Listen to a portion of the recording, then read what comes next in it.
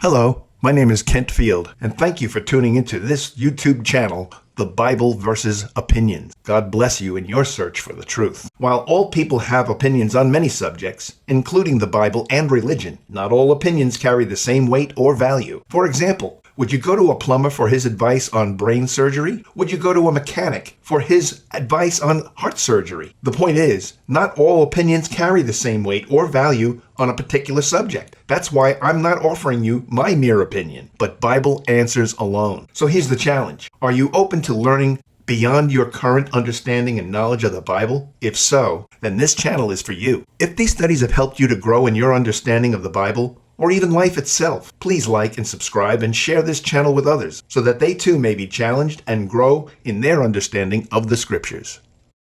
But 1 Corinthians 12 goes over the same thing. That's to the point where some people will say, well, if I'm not going to be the preacher here, I'm leaving. Or if I'm not going to be an elder here, I'm leaving. And I've seen that. Or if you're not going to make me a teacher here, I'm going to leave. Or even worse, you don't make me on the board of directors here, I'm going to leave.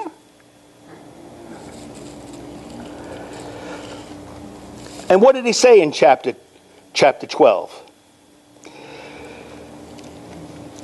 For if the body is not one member, but many. Chapter 12, verse 14.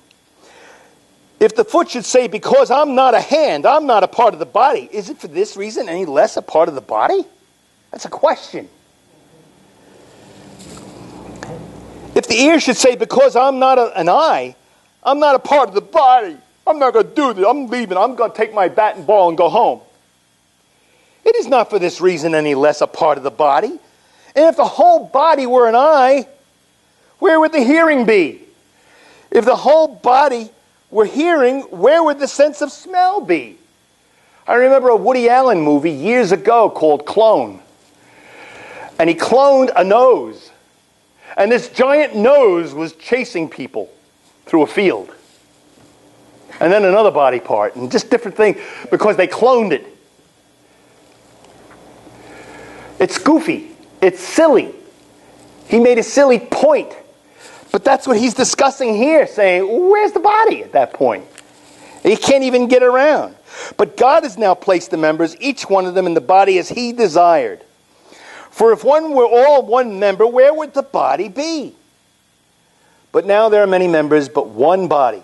And an eye can't say to the hand, I don't need you. Yeah, especially when you get something in your eye. All of a sudden that hand becomes very handy.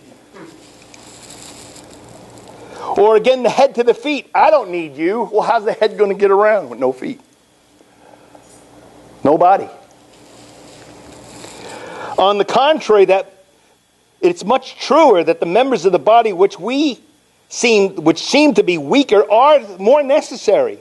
And those members of the body which we deem less honorable, on these we bestow more abundant honor. And our unseemly members, our ugly members, come to have more abundant beauty.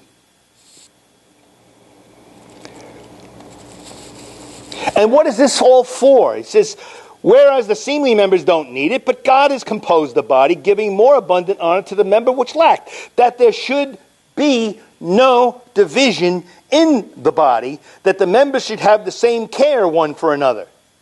And if one member suffers, all the members suffer with it. If one member is honored, we're all rejoicing with it. Now you're Christ's body, but individually members of it. So what's the result of the proper working of each individual part according to Ephesians 4? What's the result?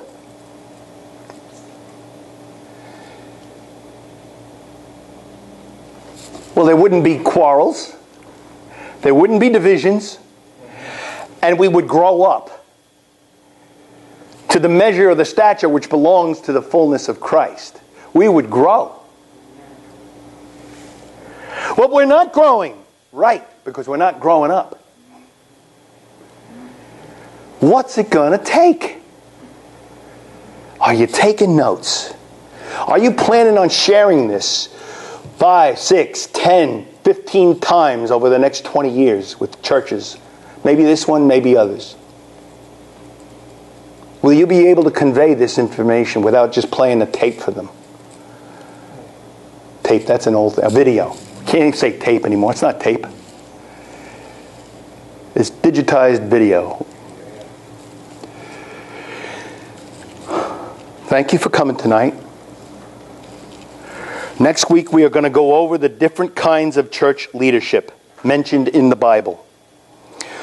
We're going to go over the New Testament descriptions of church leaders or their titles. We're going to go over both the male and the female leaders in the church according to the New Testament, which some people have a big problem with in the Lord's church.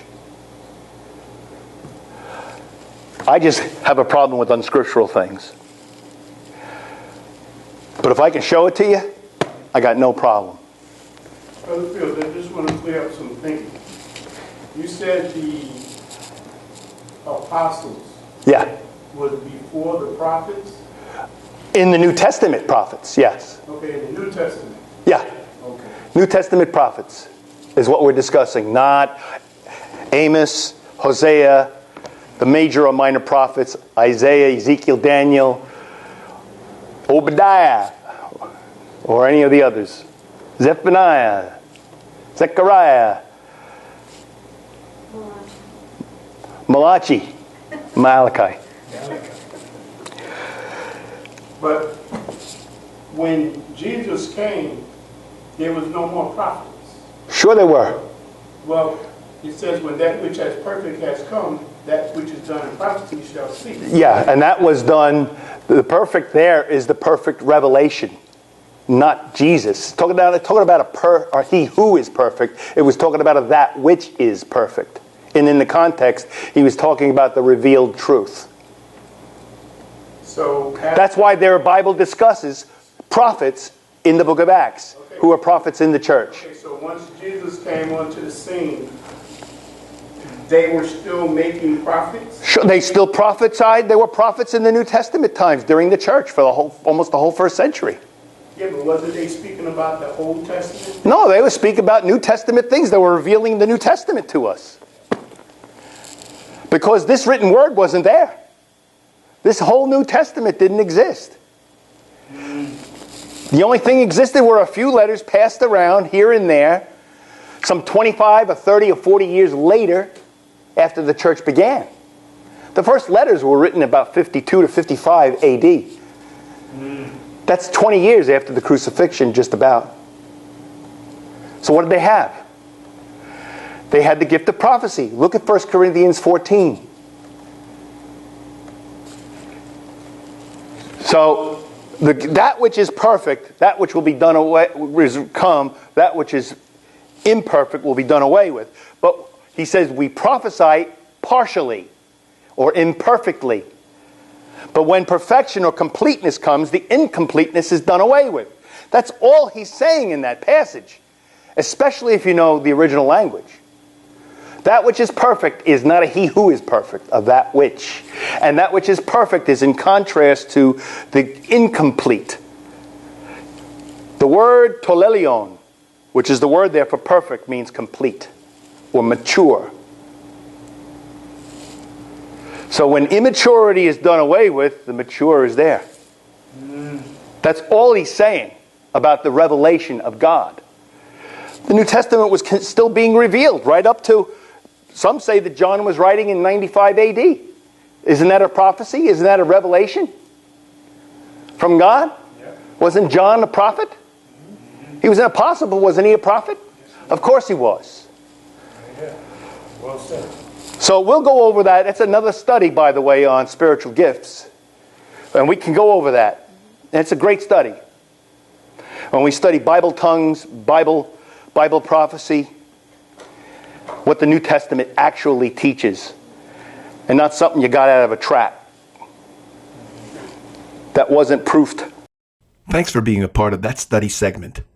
I promise you that, Lord willing, there's more to come. With the understanding that the mind can only absorb what the seat can endure, many of these studies have been broken up into a series of bite-sized segments. So be sure to look for the next segment in each Bible study subject, so you won't miss out on any important information. Please like and subscribe if you feel that this lesson has helped you. And God bless you in your search for truth.